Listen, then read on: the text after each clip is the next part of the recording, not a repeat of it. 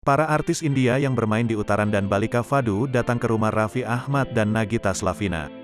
Mereka adalah Tina Data yang merupakan pemeran di Uttaran dan Rup Durgapal yang berwarawiri di Balika Fadu. Kedatangan mereka di Istana Andara disambut langsung orang tua Rafathar dan Rayanza Malik Ahmad itu. Hal ini terekam dalam foto yang diposting akun @raffinagita1717 baru-baru ini. Ada beberapa slide foto yang dibagikan Raffi Ahmad. Dalam foto itu, Nagita terlihat menggendong Rayanza. Mereka berselfie dengan dua artis India itu. Senyum pun mereka dari wajah mereka. Sementara Rayanza terlihat memasang wajah datar. Tak lupa, Raffi Ahmad juga ikut berselfie di slide berikutnya.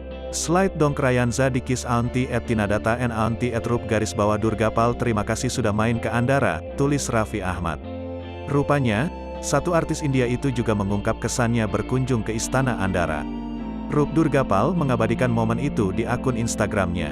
Breakfast with wonderful Raffi and his gorgeous wife Nagita, tulis pemeran Sanchi itu.